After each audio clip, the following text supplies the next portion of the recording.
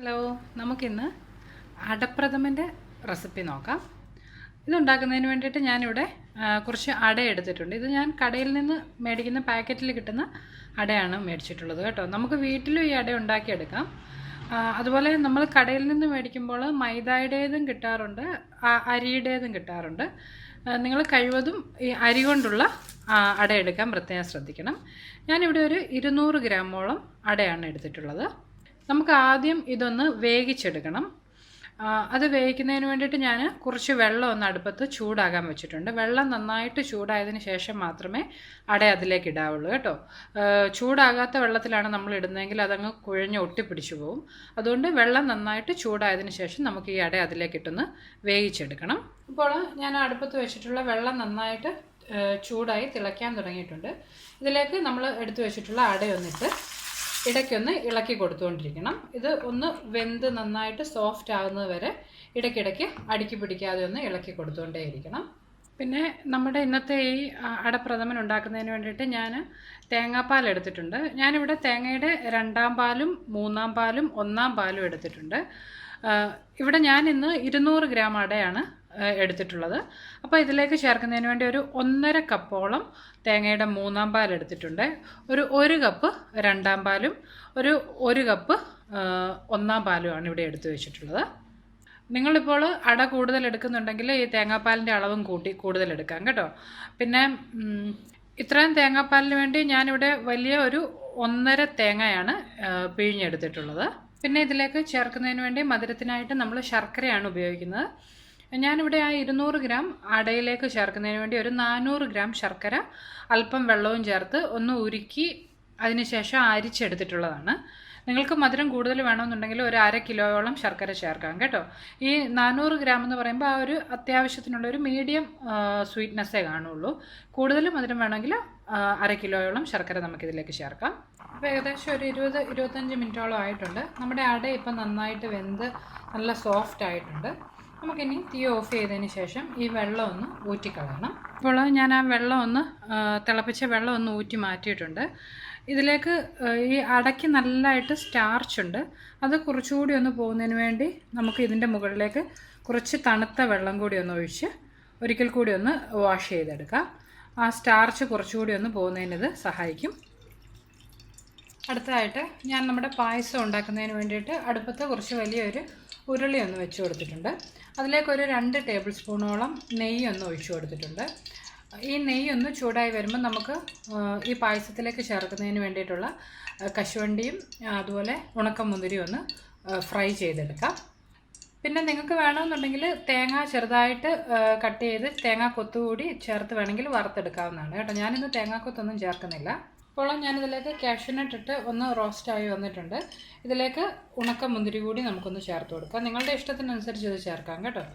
അതിൻ്റെയൊക്കെ എണ്ണം ഓരോരുത്തരുടെ ഇഷ്ടത്തിനനുസരിച്ച് ക്രമീകരിക്കുക. ഇതിപ്പോൾ നന്നായിട്ട് വറുത്തെടുത്തിട്ടുണ്ട്. ഇതിനി നമുക്ക് ഈ നെയ്യിൽ നിന്ന് കോരി മാറ്റാം. ഇപ്പോൾ ഞാൻ ആ കാഷ്യൂനട്ടും കിസ്മിസും ഈ നെയ്യിൽ നിന്ന് കോരി മാറ്റിയിട്ടുണ്ട്. ഇനി ഈ നെയ്യിലേക്ക് നമ്മൾ ആദ്യം ഉരുക്കി അരിച്ചെടുത്തിട്ടുള്ള ശർക്കര പാനിയാക്കിയത് ഇതിലേക്കൊന്ന് ചേർത്ത് കൊടുക്കാം.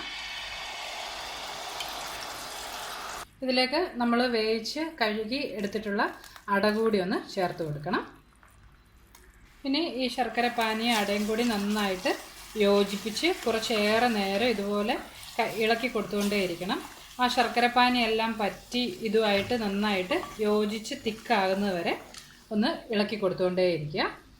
ഇത് അടിക്ക് പിടിക്കാൻ ചാൻസ് ഉണ്ട് കേട്ടോ. അതുകൊണ്ട് നിങ്ങൾ ഇത് അടുപ്പത്ത് വെച്ചിട്ട് ഇളക്കാതെ മാറിയിരിക്കരുത്. ഇടയ്ക്കിടയ്ക്ക് നന്നായിട്ട് അടി കൂട്ടി ഇത് ഇളക്കി ഒന്ന് പറ്റി വരുന്നത് വരെ വെയിറ്റ് ചെയ്യണം. മീഡിയം ഫ്ലെയിമിലിട്ട് കുറച്ചേറെ സമയം വേണ്ടി വരും കേട്ടോ. ഇതൊന്ന് നന്നായിട്ട് കുറുകി കിട്ടാൻ ഒരു 1/2-3/4 മണിക്കൂറെങ്കിലും വേണ്ടി വരും. ഇപ്പോൾ നമ്മുടെ അട നന്നായിട്ട് ആ ശർക്കരയും അടയും കൂടെ യോജിച്ച് നന്നായിട്ട് തിക്കായി വരാൻ തുടങ്ങിയിട്ടുണ്ട്. ഇതുകൊണ്ട് ഇതിങ്ങനെ ഈ സൈഡിൽ നിന്നൊക്കെ ഇങ്ങനെ വിട്ടു പോരാൻ തുടങ്ങിയിട്ടുണ്ട്. ഇതിലേക്ക് നമുക്ക് ഒരു ടേബിൾ സ്പൂൺ നെയ്യ് കൂടി ചേർത്ത് കൊടുക്കുക. ഇത് ഓപ്ഷണലാണ് കേട്ടോ. നിങ്ങൾക്ക് ഇത്രയും നെയ്യ് വേണ്ടാന്നുണ്ടെങ്കിൽ ഇത് ഒഴിവാക്കാം. ഇത് ഒരിക്കൽ കൂടി ഒന്ന് നന്നായിട്ട് യോജിപ്പിച്ച് ഒരു 1-2 മിനിറ്റ് കൂടി ഒന്ന് ഇളക്കി കൊടുത്തുകൊണ്ടിരിക്കുക.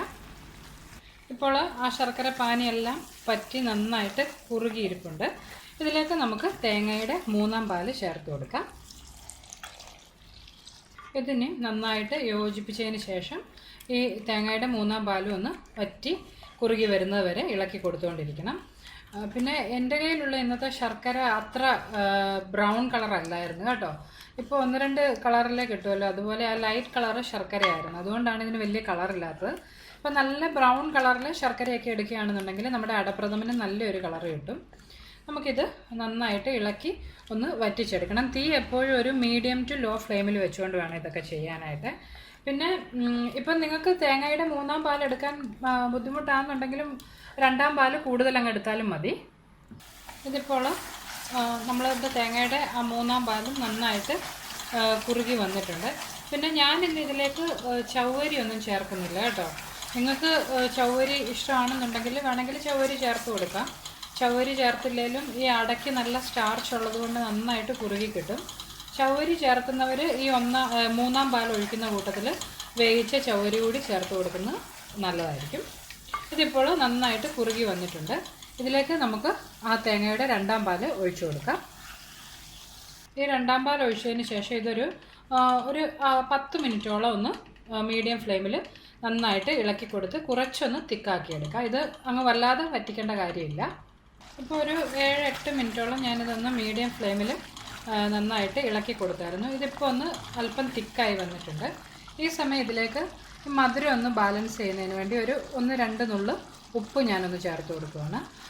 ഞാൻ മുമ്പുള്ള പായസത്തിൻ്റെ റെസിപ്പികളൊക്കെ പറഞ്ഞപ്പോഴും പറഞ്ഞിട്ടുണ്ടായിരുന്നു, ഈ ശർക്കരയും അതുപോലെ നല്ല മധുരമുള്ള ഇതൊക്കെ ഉണ്ടാക്കുമ്പോൾ അതിലേക്ക് 1 നുള്ള് ഉപ്പ് ചേർത്ത് കൊടുത്താൽ ആ ടേസ്റ്റ് കുറച്ചുകൂടി ഒന്ന് കൂടി കിട്ടും. ഇപ്പോൾ നമ്മുടെ ആ രണ്ടാം പാലും ആവശ്യത്തിനൊന്ന് തിക്കായിട്ടുണ്ട്. ഇതിലേക്ക് ഇനി തേങ്ങയുടെ ഒന്നാം പാൽ ചേർത്ത് കൊടുക്കാം. ഈ ഒന്നാം പാൽ ചേർക്കുമ്പോൾ അടുപ്പിൽ തീ അങ്ങ് ഏറ്റവും ലോ ഫ്ലെയിമിലേക്ക് കുറച്ചതിന് ശേഷം വേണം ഒന്നാം പാൽ ഇതിലേക്ക് ഒഴിച്ചു കൊടുക്കാൻ. ഇത് നന്നായിട്ടൊന്ന് എല്ലാം കൂടി യോജിപ്പിച്ചെടുക്കാം. ഒന്നാം പാൽ ഒഴിച്ചതിന് ശേഷം പിന്നെ നമ്മളിത് തിളപ്പിക്കേണ്ട കാര്യമില്ല കേട്ടോ. കുറച്ച് നേരം ഒന്ന് ലോ ഫ്ലെയിമിൽ ഇത് നന്നായിട്ടൊന്ന് ഇളക്കി യോജിപ്പിച്ചെടുത്താൽ മതി. പിന്നെ നമ്മളിപ്പോൾ നോക്കുമ്പോൾ ഇത് കുറച്ച് ലൂസായിട്ടായിരിക്കും ഇരിക്കുന്നത്, പക്ഷേ തണുത്ത് കഴിയുമ്പോൾ ഇത് കുറച്ചുകൂടി കുറുകി വരും. അതുകൊണ്ട് ഇത് വല്ലാതെ കുറുകാതെ നിങ്ങൾ തീ ഓഫ് ചെയ്ത് അടുപ്പിൽ നിന്ന് മാറ്റണം കേട്ടോ. ഇതിലേക്ക് നമുക്ക് ഒരു 1/2 ടീസ്പൂൺ വീതം ഏലക്ക പൊടിച്ചതും അതുപോലെ ചുക്ക് പൊടിച്ചതും ഞാനൊന്ന് ചേർത്ത് കൊടുക്കുകയാണ്. ഞാനൊരല്പം പഞ്ചസാരയും കൂടെ ചേർത്താണിത് നന്നായിട്ട് പൊടിച്ചെടുത്തിട്ടുള്ളത്. ഇതിപ്പോൾ എല്ലാം കൂടി ഞാനൊന്ന് നന്നായിട്ട് യോജിപ്പിച്ചിട്ടുണ്ട്. എൻ്റെ അടപ്രഥമൻ അത്രയ്ക്ക് അങ്ങോട്ട് നല്ല ബ്രൗൺ കളർ അല്ല കേട്ടോ. ഞാൻ ആദ്യം പറഞ്ഞ പോലെ ശർക്കരയുടെ കളറ് കുറവ് കാരണമാണ്.